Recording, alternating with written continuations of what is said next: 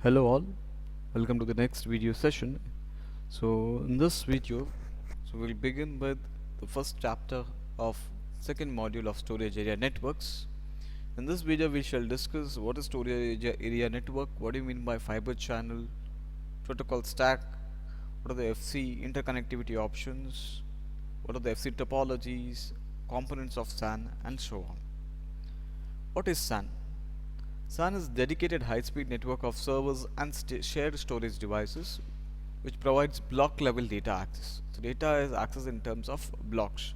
So resource consolidation is offered by using the SAN, whereby we can have centralized storage as well as centralized management of all the storage devices. It offers very high scalability and it also offers secured access. So SAN is basically a dedicated high-speed network of servers and shared storage devices. Fiber channel is a high-speed network technology that uses optic fiber cables for the front-end connectivity and serial copper cables for the back-end connectivity.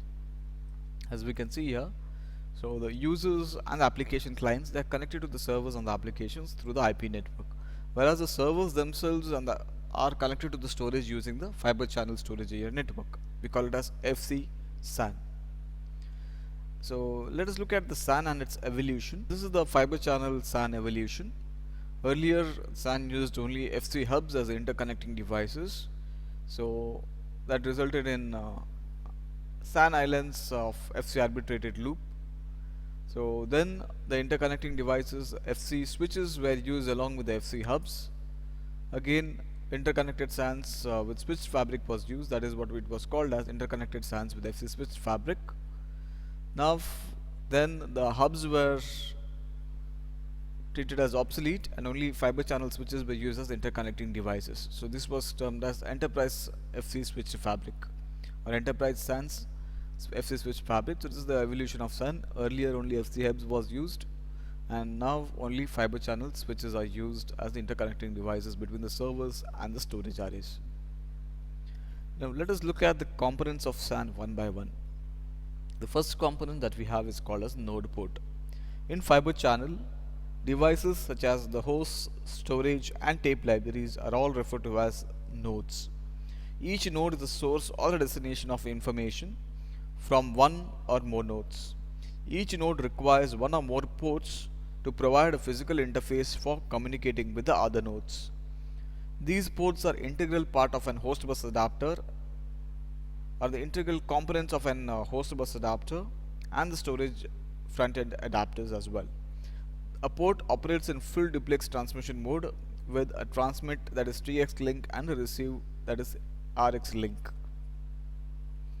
So node ports, they provide physical interface for communicating with other nodes. A node can be a host, it can be a storage, or it can be a tape library.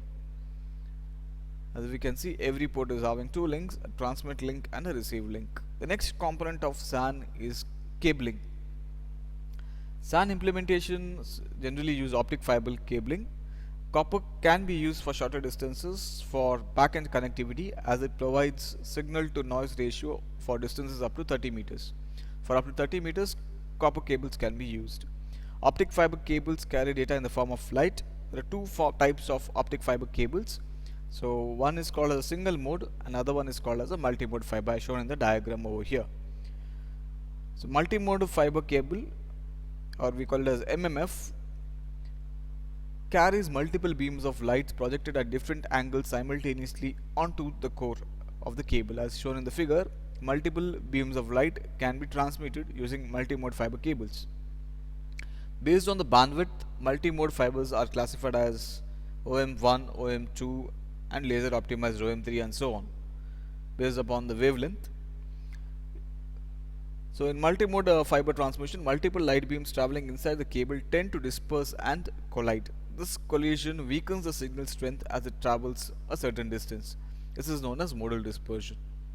In multimode fiber optic cables, the multiple beam of light may collide with each other and the signal may weaken. This is called as modal dispersion.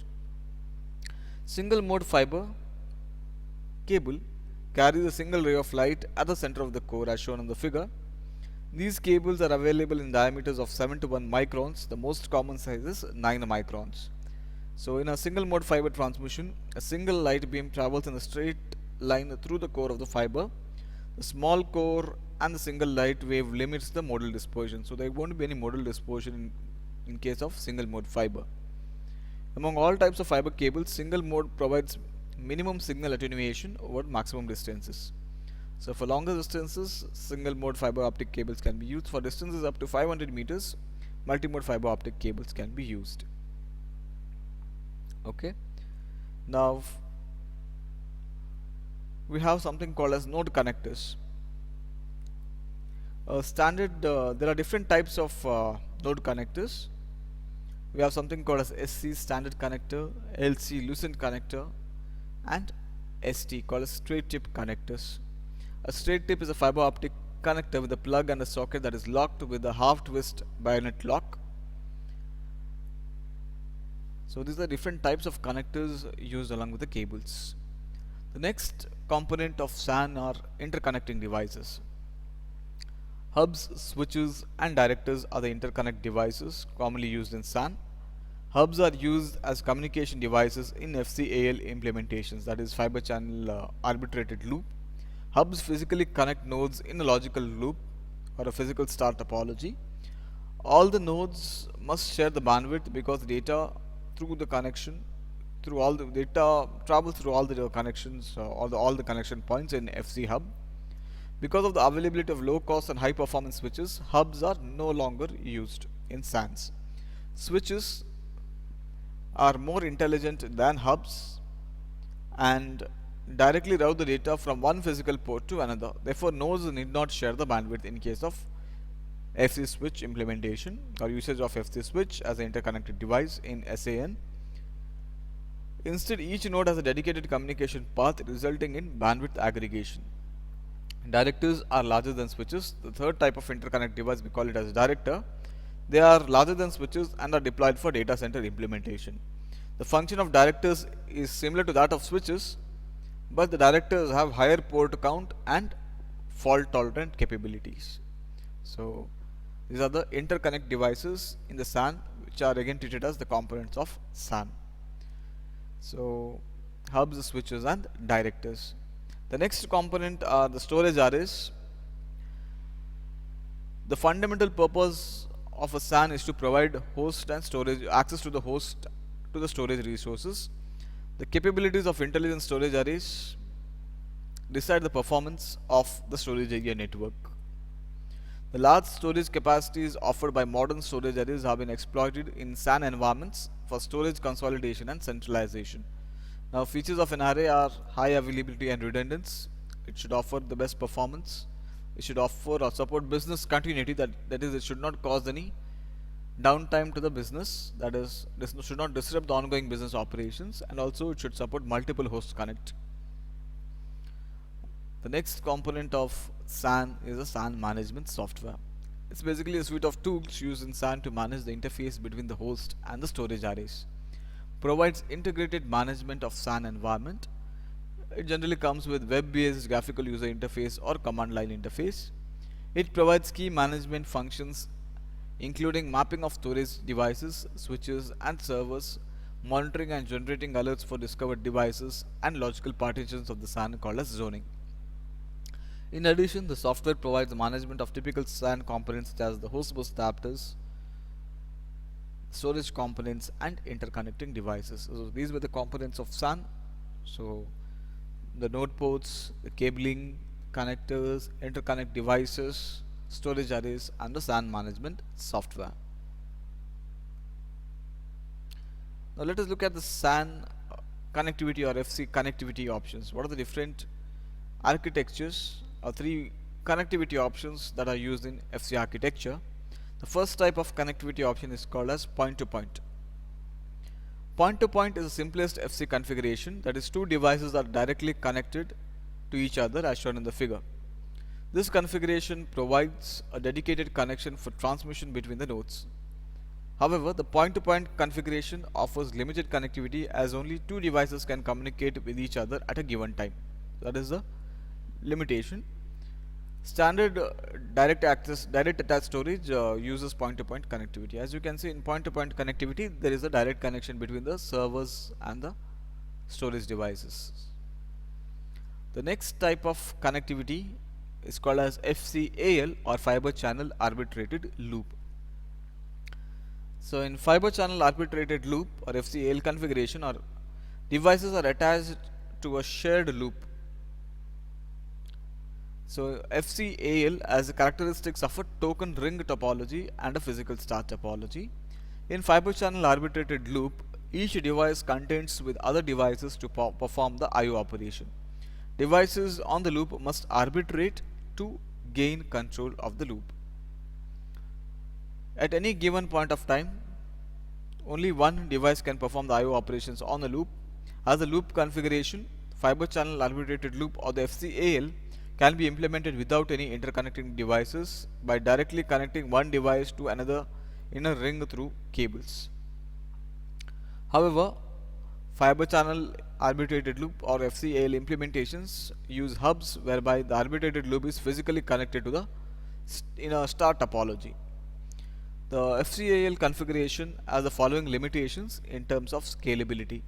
Fiber channel arbitrated loop shares the bandwidth of the loop. Only one device can perform IO operations at a time. Because each device in the loop has to wait for its turn to process an input-output request, the speed of data transmission is low in FCAL topology. FCAL uses 8-bit addressing. It can support up to 127 devices on the loop. Adding or removing a device results in loop initialization, which can cause momentary pause in the loop traffic. So whenever you are going to add or remove a new device, it results in loop reinitialization, which can cause momentary pause in the loop traffic. The connectivity option is called as FCSW, or the fiber channel switched fabric. Unlike the loop configuration, the fiber channel switched fabric network provides interconnected devices with dedicated bandwidth and scalability. The addition or removal of a device in FCSW is minimally disruptive. It does not affect the ongoing traffic between the other devices. Fiber channel switched fabric or FCSW is referred to as fiber connect. A fabric is a logic space in which all the nodes communicate with one another in a network. This virtual space, that is known as the fabric, can be created with a switch or a network of switches. In FCSW, nodes do not share the loop. Instead, the data is transferred through dedicated path between the nodes. Each switch in a fabric contains a unique domain identifier, which is a part of the fabric's addressing scheme. Each port in a fabric has 24-bit fiber channel address for communication. So in FCSW, it supports up to 15 million devices. The availability is much higher than using FCAL. Let us look at the FCSW transmission. In FCSW transmission, uses switches that can switch data between the nodes. This is a switch. So the switches can switch data traffic between the nodes directly through the switch ports. Frames are routed between the source and destination by the fabric. As shown in the figure, if node B wants to communicate with the node D, the nodes should individually log in first and then transmit the data through the fiber channel switched fabric. This link is considered as dedicated connection between the initiator and the target. So a dedicated link or dedicated path is established between the initiator and the target. Now let us look at what do we mean by fiber channel ports.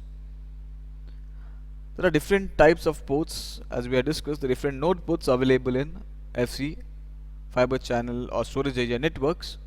The first type of port we have is something called as a N port. Okay, so N port stands for node ports. It's an endpoint in a fabric. This port is also known as the node port. It is a host port, that is a host HBA, host bus adapter, or a storage array port that is connected to a switch in a switched fabric. So any endpoint in the fabric, it's called as a node port. It may be a host bus adapter on the host, or it may be a storage array port. The next port we have is called as E port, a FC port that performs the connection between two FC switches. So note that this expansion port or E port is used to connect the two fiber channel switches. The E port on a fiber channel switch connects to an E port of another FC switch in a fabric through a link known as ISL or inter-switch link. The next port is what we refer to as F port, a port on a switch that connects a node port, that is called as a F port or a fabric port. It cannot participate in FCAL implementation. A port that is present on a fiber channel switch that is used to connect to a node port is called as a F port. The next port is called as the G port. It's also referred to as the generic port that can operate as an expansion port or a fabric port and determines the functionality automatically during its initialization. It's a generic port that can either be used as a expansion port or a fabric port. So as you can see here, we have a storage array, two storage arrays, we have two switches and a server. The nodes present on the servers and the storage arrays are the node ports or the N ports. The nodes, the ports present on the switches that are used to connect to one more switch, these are treated as expansion ports, which is used to form the inter-switch links or the ISL. The ports present on the switch that is used to connect to the nodes, these are called as F port or the fabric ports. You can also have a generic port which is called as the G port as well. So remember, we have the F port, the N port, E port and the G ports, which are the different port types in storage area networks. So the inter-switch links, it connects two or more switches to each other using the expansion ports. ISLs are used to transfer host to storage data as well as the fabric management traffic from one switch to another. Inter-switch link is one of the scaling mechanisms used in SAN connectivity. If you want to scale the storage area network, we can use this inter-switch links. Now let us look at what do you mean by fiber channel architecture. The fiber channel architecture or the FC architecture represents the true channel network integration and captures some of the benefits of both channel as well as the network technology. FC SAN uses the fiber channel protocol or the FCP that provides both channel speed for data transfer with low protocol overhead and scalability of network technology. Fiber channel protocol forms the fundamental construct of the fiber channel SAN infrastructure. Fiber channel provides a serial data transfer interface that operates over copper wire and optical fiber. Fiber channel protocol is the implementation of serial SESI over a fiber channel network.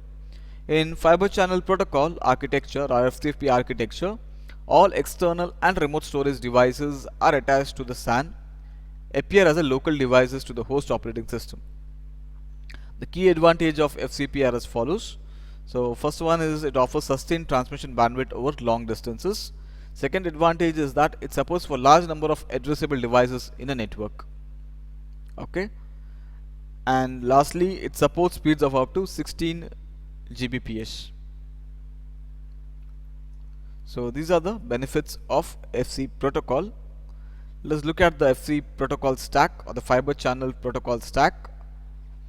Fiber channel protocol defines the communication protocol in 5 layers, FC0 through FC4, except that FC3 layer which is not implemented. In a layered communication model, the peer layers on each node talk to each other through predefined protocols or through defined protocols. If you can see here, there are 5 layers in the fiber channel protocol stack. Let us look at each of these layers in details. Let us first start from FC4 layer or fiber channel 4. Upper protocol layer, upper layer protocol, or the fiber channel 4 layer. It's also called as the upper layer protocol. FC4 is the uppermost layer in the fiber channel protocol stack. This layer defines the application interfaces and the way the upper layer protocols are mapped to the lower FC layers. The FC standard defines several protocols that can operate on the fiber channel FC4 layer. Some of the protocols include SCSI, HIPPI framing protocol, enterprise storage connectivity or SCON, ATM and IP. So that is the FC4 layer. This is the uppermost layer in the FC protocol stack. It defines the application layer interface and the way the upper layer protocols are mapped to the lower FC layers. The next layer is the FC2 layer, which is also called as a transport layer. Now this FC2 layer is the transport layer that contains the payload, addresses of the source and destination ports, as well as the link control information. The FC2 layer provides fiber channel addressing, structure and organization of data in the form of frames, sequences and exchanges. So FC2 also defines fabric services, classes of service, flow control and routing. The next layer we have is the FC1 layer. Okay, the next layer that we have is the FC1 layer, that is used to represent the transmission protocol. This layer defines the transmission protocol that includes serial encoding and decoding rules, special characters used and error control. At the transmission node, a 8-bit character is encoded into a 10-bit transmission character. This character is then transmitted to the receiver node. At the receiver node, a 10-bit character is passed through the FC1 layer, which decodes the 10-bit character into the original 8-bit character. So this layer defines the transmission protocol that includes serial encoding and decoding rules, special characters and error control. Now let us understand what do you mean by the last layer, the FC0 layer. It's also called as the physical layer or the physical interface. FC0 is the lowest layer in the FC protocol stack. This layer defines the physical interface, media and transmission of raw bits. FC0 specification includes cables, connectors and optical and electrical parameters for variety of data rates. The FC transmission can use both electrical and optical media. So this is the FC protocol stack. It's a 5-layered architecture. FC4 upper layer implementation, FC2 it acts as a transport layer, FC1 represents the transmission protocol and FC0 represents the physical interface. So this table summarizes the 4 layers, their function and SAN relevant features. As you can see, FC0 is the physical layer, FC1 function is for encoding and decoding, FC2 used for routing and flow control, FC3 is not implemented, FC4 is used as a mapping interface. Now let us look at what you mean by fiber channel addressing.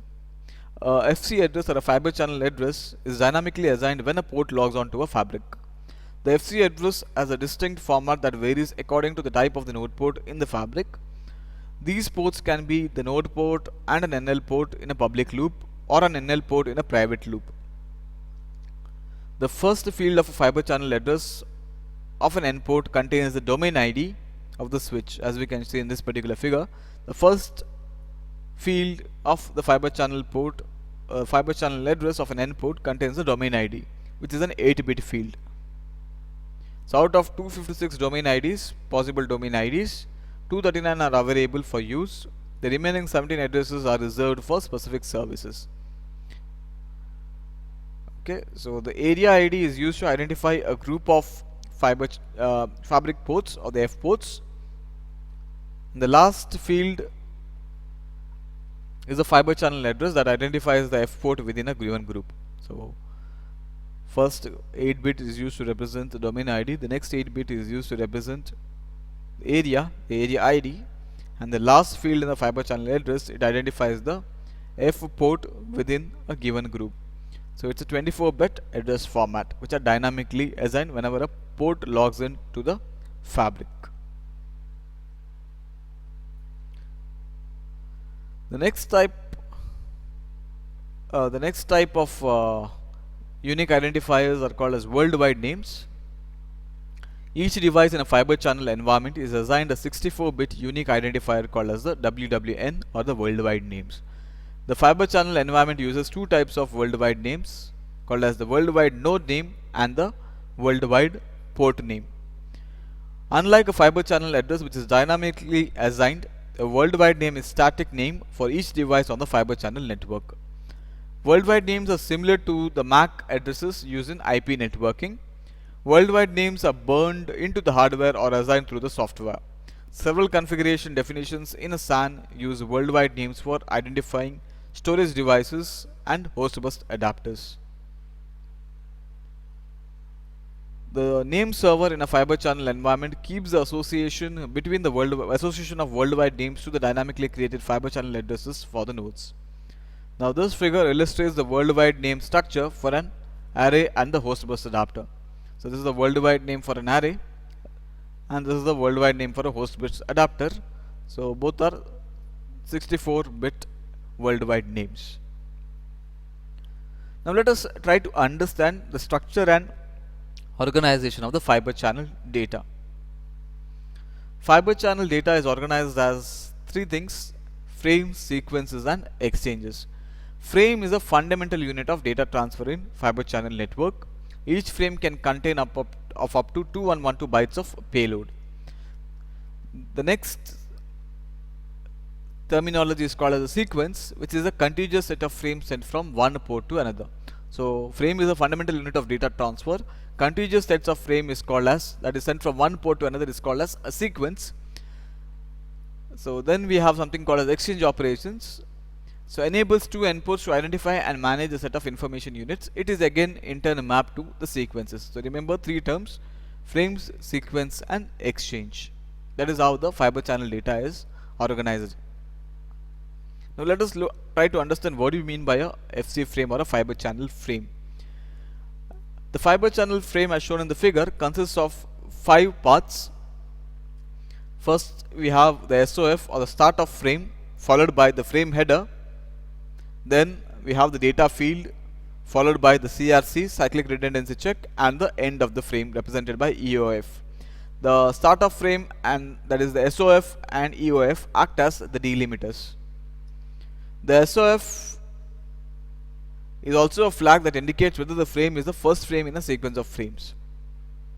In addition to this, the frame header is a 24 bytes long, that is followed by the SOF. It's a 24 bytes long field. In addition to this role, the frame header may also contain some other information apart from the frame information. Cut 3, 2, 1. The CRC checksum facilitates error detection for the content of the frame. The checksum verifies data integrity by checking whether the content of the frame was received correctly. The CRC checksum is calculated by the sender before encoding at the FC1 layer. Similarly, it is calculated by the receiver after decoding at the FC1 layer. The frame header is a 24 bytes long and contains the addressing information to the frame. It includes the following information. Let's look at how does the frame header looks like. So it includes the source ID represented by SID, the destination ID, the sequence ID, the sequence count, originating exchange ID represented by OXID, sequence count, responder exchange, in addition to some control fields. The sequence, so the source ID and the destination ID are standard FC addresses for the source port and the destination. So we have this SID, that is the source ID and the destination ID. They are the port addresses, FC port addresses for the source port and destination port respectively. The sequence ID and the originating exchange ID, the sequence ID and the originating exchange ID identify the frame as a component of a specific sequence and exchange respectively.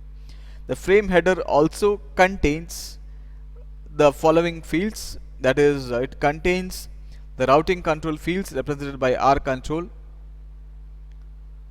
This field denotes whether the frame is a link control frame or a data frame. This R control field, it represents whether the data is a link control frame or a data frame. Link control frames are non-data frames that do not carry any payload. So these frames are used for setup and messaging.